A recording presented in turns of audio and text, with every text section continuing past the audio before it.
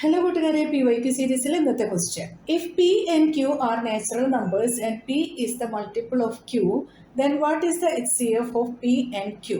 ഇവിടെ നമുക്ക് 4 ഓപ്ഷൻസ് വന്നിട്ടുണ്ട്. ഇത് റിയൽ നമ്പേഴ്സ് എന്ന ചാപ്റ്ററിൽ നിന്നുള്ള ഒരു 1 മാർക്ക് ക്വസ്റ്റ്യൻ ആണ്. P and Q are two natural numbers and P is the multiple of Q. That means P equals to some number multiplied by Q. ഇങ്ങനെ ഒരു ക്വസ്റ്റ്യൻ കിട്ടിക്കഴിഞ്ഞാൽ ഇത് സോൾവ് ചെയ്യാനായിട്ട് നമുക്ക് വളരെ ഈസി ആയിട്ടുള്ള ഒരു മെത്തേഡ് ഉണ്ട്. വേറെ കാൽക്കുലേഷൻസിൻ്റെ ഒന്നും ആവശ്യമില്ല.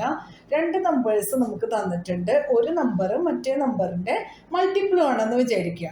അതിലെ സ്മോളസ്റ്റ് നമ്പർ ആയിരിക്കും HCF. ആ ഒരു റൂൾ യൂസ് ചെയ്തിട്ട് ഇവിടെ നമുക്ക് നോക്കാം. P equals to some number multiplied by Q. അപ്പോൾ Q ആയിരിക്കുമല്ലോ ഇതിലെ സ്മോൾ നമ്പർ ഏതോ ഒരു നമ്പറായിട്ട് മൾട്ടിപ്ലൈ ചെയ്തപ്പോഴാണ് നമുക്ക് P കിട്ടിയിട്ടുള്ളത്.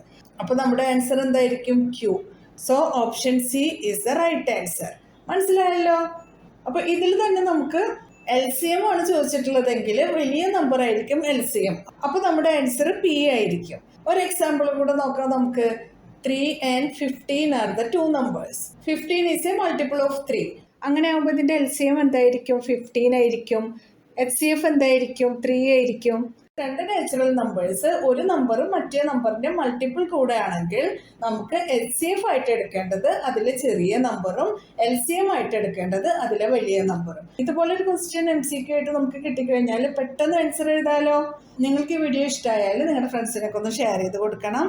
ലൈക്ക് ചെയ്യാനും സബ്സ്ക്രൈബ് ചെയ്യാനും മറക്കരുതേ. എന്നാൽ ശരി കൂട്ടുകാരെ, താങ്ക് യു, ബൈ ബൈ.